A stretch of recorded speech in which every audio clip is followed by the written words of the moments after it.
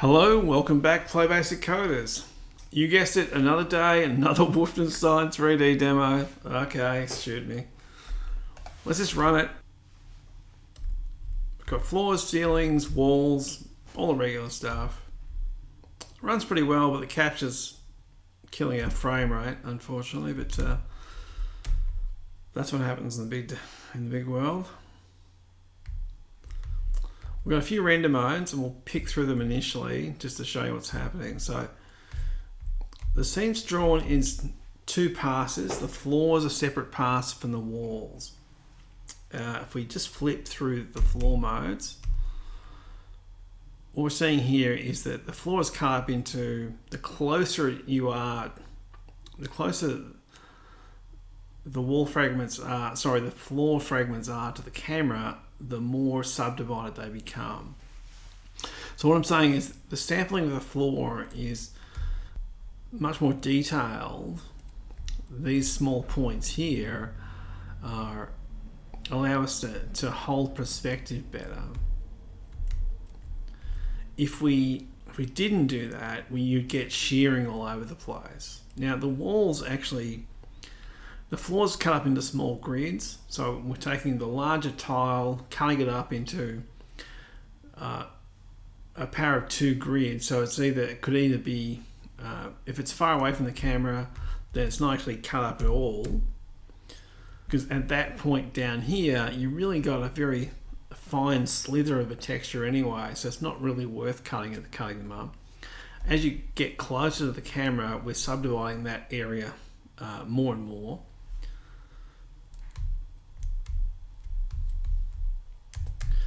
The walls are the same, except we're not doing a grid. We're actually doing columns. So if I just flip across to the wall mode, you can see where the columns are now.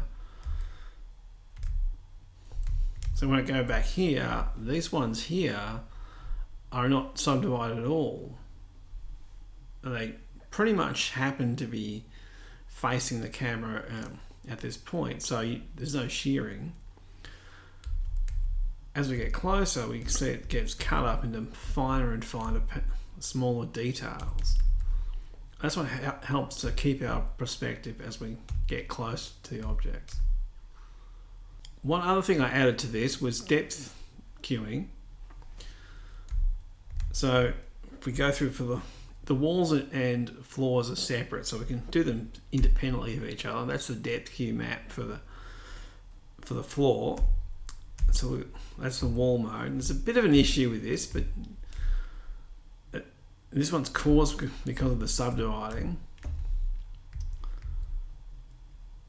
Now, when we go to the next mode, which is like here, we're just drawing a grouted quad. If we go to the next floor mode, we're blending that grouted quad with the texture map. We do it with the walls as well. So this means you can color the scene. It's light mapping. Some colors work very well with this texture. It's very expressive. These kind of weird byproducts that I was not expecting to happen, but yeah, that's kind of that's cool. That's nice. It's a bit weird. We've got lots of overdraw in this scene because we're not actually eliminating things that are outside. They're impossible to the viewer. What I mean by that is that when we're standing here, so now I can move inside the walls, there's no collisions, I can just move through the wall at will. When you're inside the wall, you'll notice there's something strange, is that when I'm inside the wall, the floor is not mapped below me. I can see through the walls because they're only facing one direction. But this is also the problem.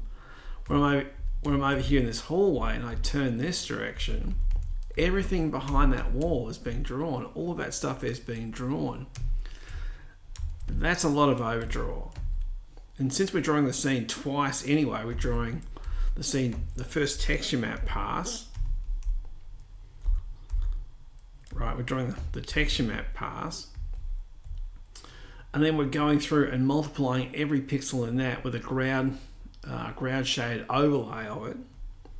It's a lot of extra work to do. Like even in here, we should just do straight texture mapping, right?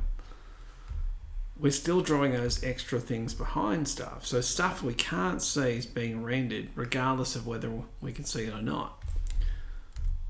If you think about this, where we are here at the moment, right? For this object in front of us here, these floors here. In this case here, that scene probably doesn't have a lot of overdraw in it initially, but then you realise this hallway's back there as well. So all of those pixels have been drawn twice.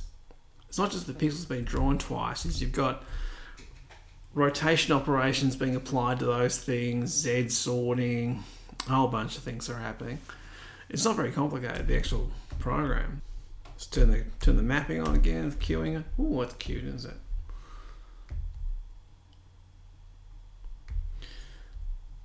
But long story short, I mean, subdividing pretty much gives us a much more prospectively correct image to do a simple 3D environment with. I was thinking this afternoon about ways of doing the occlusion. I mean, the beauty of doing Wolfenstein with the raycasting classically is that guarantees that you're not drawing that vertical strip or that section of the screen more than once. Fire a ray out, hits the wall, that's the strip you need to draw. Here we've got a bunch of polygons that once we can cull them to a point, we can go, are you in front of the camera? Okay, great. But then we don't really know what overlaps each other. So what I was thinking about was that you could have maybe like a flood fill. So if you think top down from where I'm standing, on the tile I'm standing on, really in 3D in the 2D top down view space, if we worked out, if I just scanned in all directions from here, like we're flood filling out from this point, and we go, okay, we'll move out until we hit something. So initially those sections there will be floors. We hit something, we go, okay, we stop moving in this direction. And as we keep searching out, keep scanning out further from where the origin point of the camera is, we can then do simple checks to try and work out whether that block is visible or not. And if it's not, we can get rid of that floor geometry, the wall geometry, and all of the secondary work that needs to be done for them, which is a fair bit. That's a cool one. Reset it back to what it was at the start. Just F1. So the function keys, F2 changes the near color, F3 is the far color in our light mapping. F is to toggle through the floor modes. That's the light map view, textured view, light map view. One more gives us light map and texture together.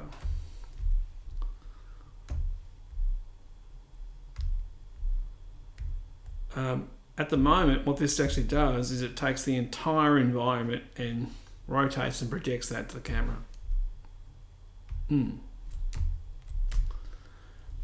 Which is obviously too much work, really. But in terms of proof of concept, I think it's pretty much a good proof of concept.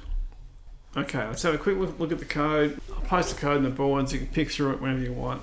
Our world scale is really about the size of the tiles in our world. So they're 256 pixels across and deep.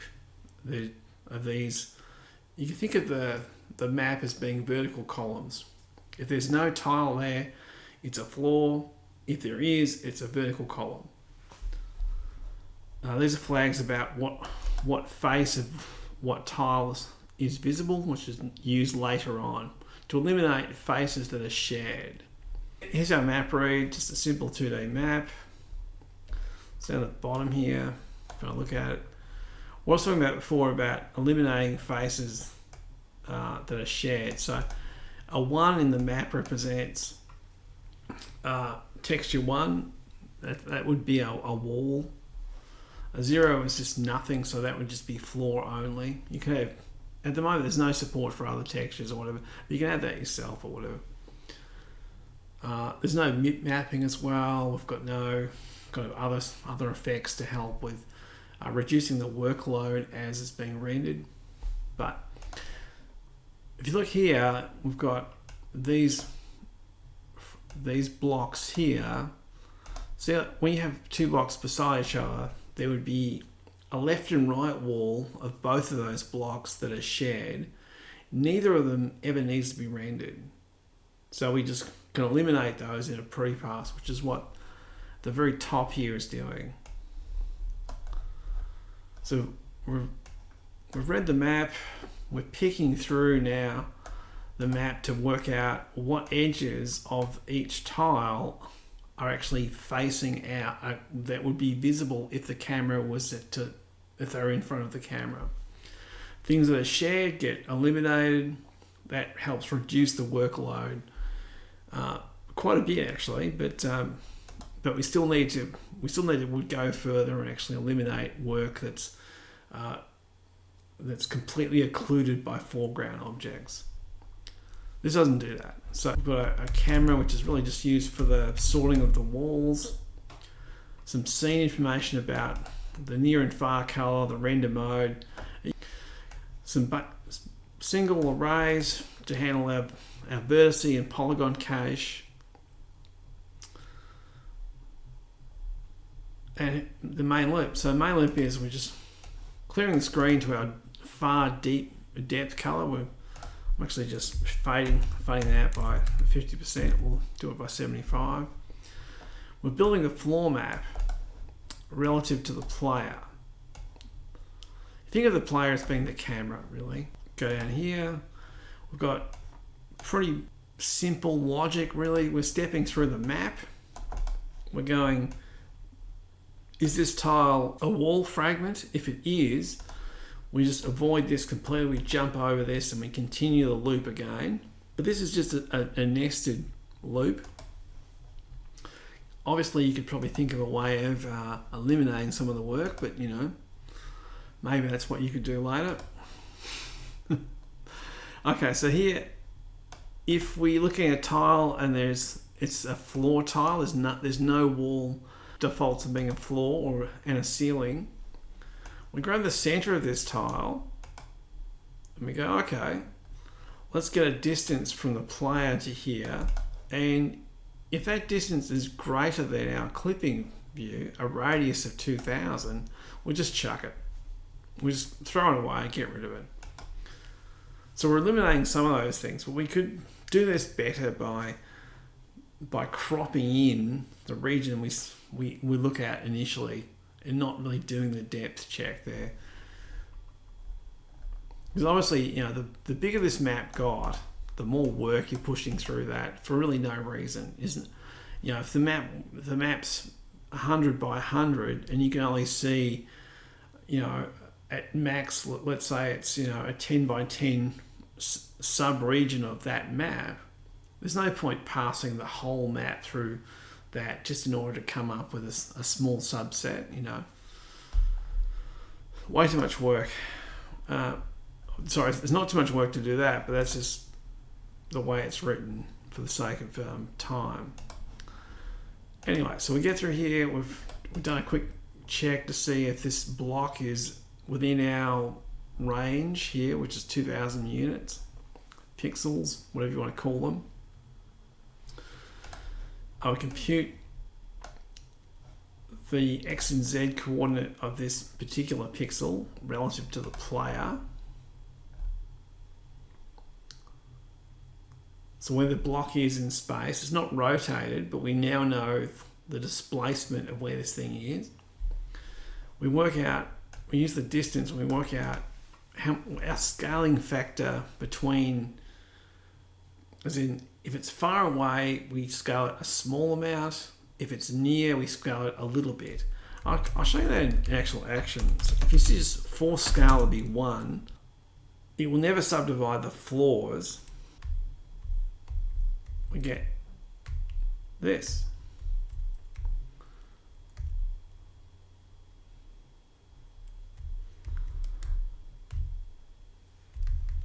And if we flip through the floor modes here, we can see the actual size of the textures.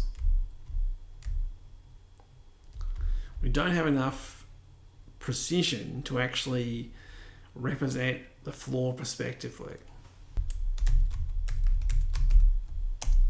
It's probably doing too much sampling there actually.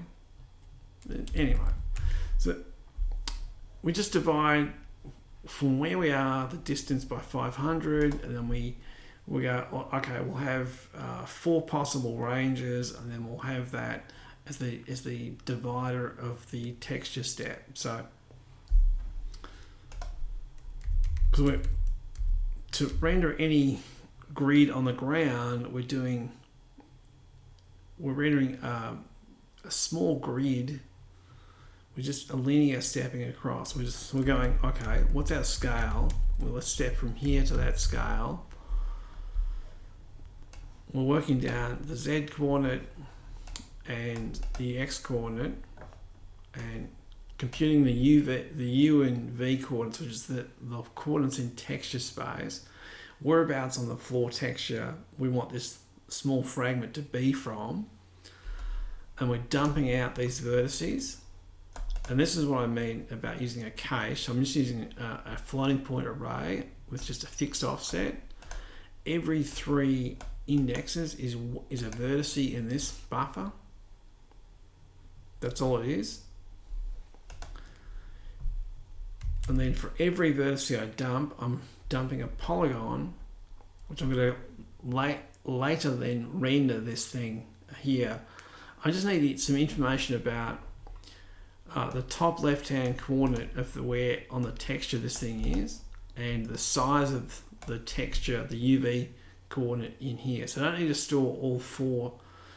The UV on the top left and the bottom right, I can just store the width, because the stepping is always the same in X and Z, or in this case it's just U and V. I store the top polygon, the top vertice, and the offset of the next vertice, the next row of vertices. So when I go to join them together, I can just assume that I can grab this vertex, the one next to it, and then for the top 2 pairs of coordinates, and I can grab the next row down and do the same to get the 4 coordinates for our quad. So I mean, you could have stored all 4, but there's no real point. We know they're going to be in memory side by side, so we don't need to store every one of them. We just need to store the first one. That's the process of doing the floor. We're building 2 things: a list of unique vertices for the floor relative to the player or the camera, and a list of these polygons that represent the density of the floor. So it's much more polygon dense where the camera is, and much less dense the further you get away from that point, from the camera. Next, we just rotate the vertices from our non-rotated cache into our rotated cache. It could just be in the same buffer, but they're not. I just drag the code out of some other demos. And then we draw the floor. And we'll go through that now. And the walls actually are the same. The principles for the walls are the same.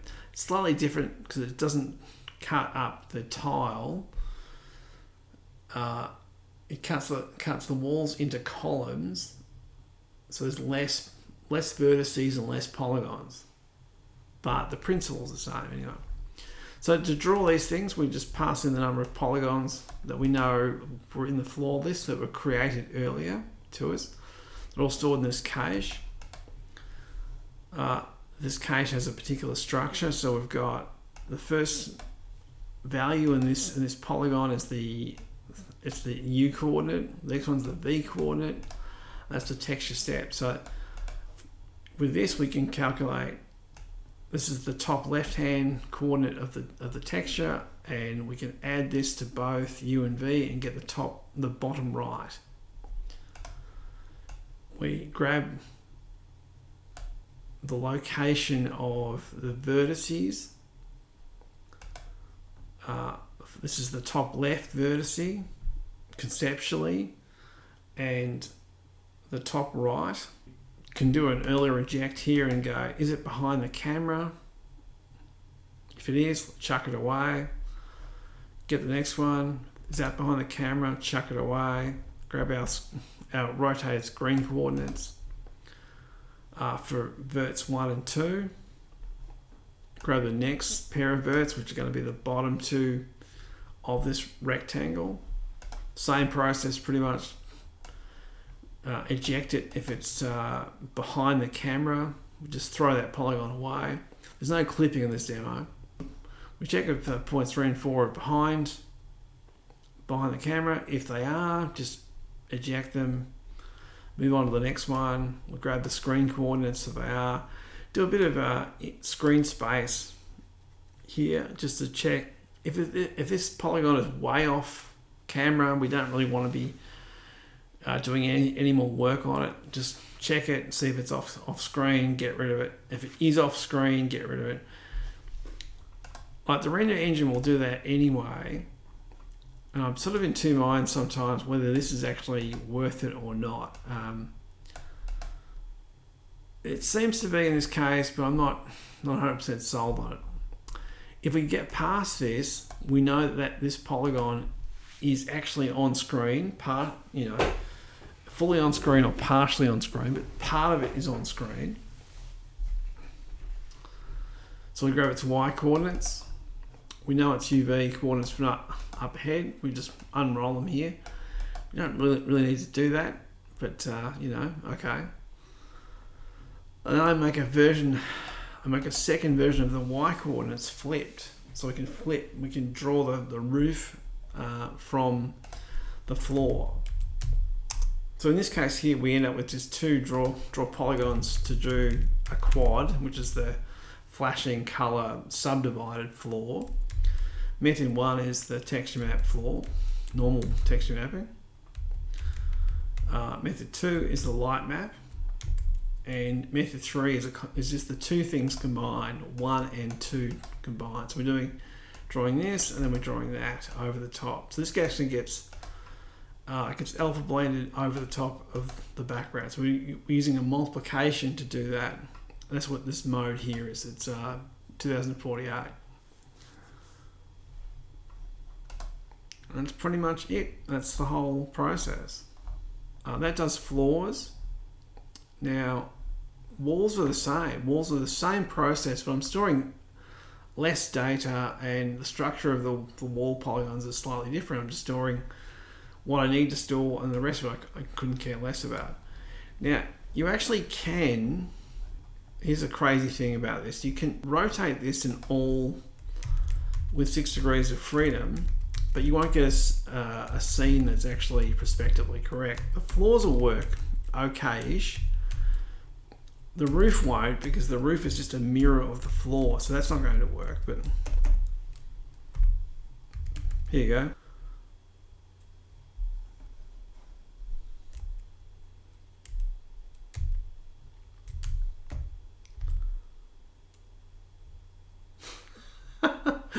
Pretty crazy look at, isn't it? Now, as I mentioned before, the walls are made up of columns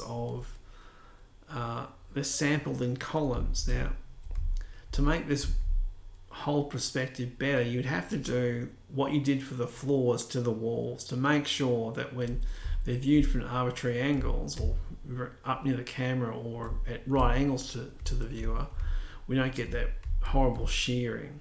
Like, we can't really avoid the shearing because this is an approximation of perspective. It's not actually prospectively correct.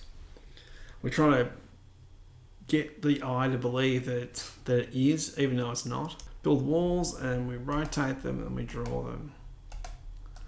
Same process. We just step through the map again, doing a bunch of work here. What we really could do is have one process that steps through all of this. We have one routine, and we either draw a wall or a floor. That would make much more sense. But, you know, who wants to make sense in this day and age? That's the whole draw floor routine. It's pretty ugly, actually, because we can draw, because a wall block has 4 different faces: a left, right, and front and back. We step through here and check all 4 faces. There's a mask that we created earlier on about what faces are actually visible for this tile. If none of them are visible, we don't even bother with it. We just chuck it away. So there are times when we render the scene and there's things in the background are getting thrown away because none of the faces are visible. They're surrounded by other walls that would enclose the whole thing. The actual wall routine here is this. That's it. Depending on what wall we're working on, whether it's a left, a right, an up or down, that's how we step through world space, and then we just connect the polygons together. The polygon connection stuff is all the same regardless whether it's the front, the back, the left or right. It doesn't care. I think I put a table up here somewhere. Right, so we're drawing the walls, and this gives you a better picture of what's happening inside memory.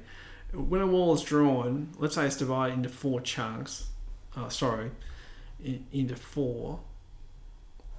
We've got our first vertice pair and second, third and fourth really.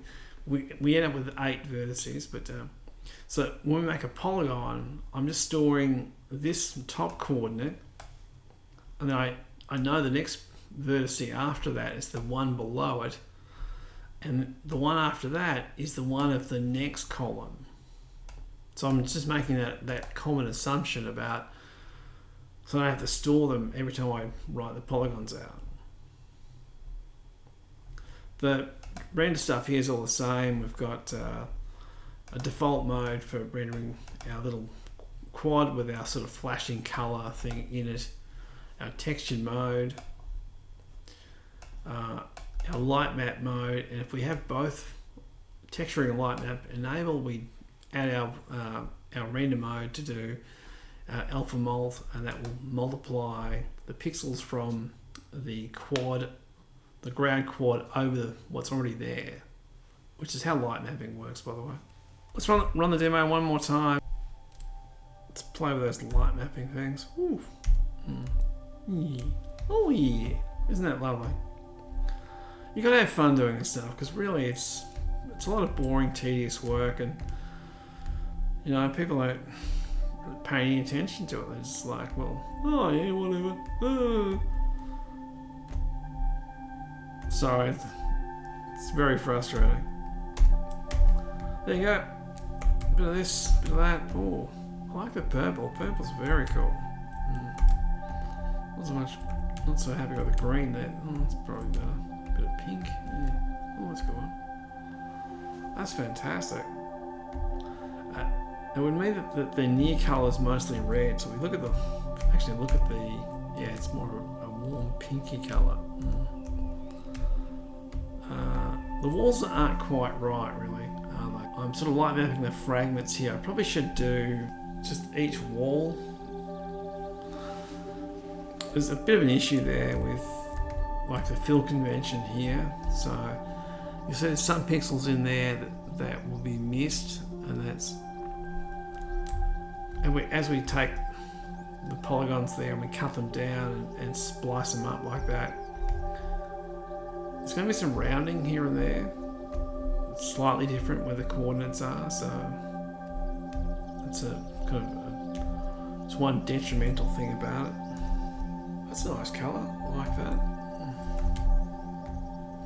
Let's remember that far colour a bit. Oh, that's a good one.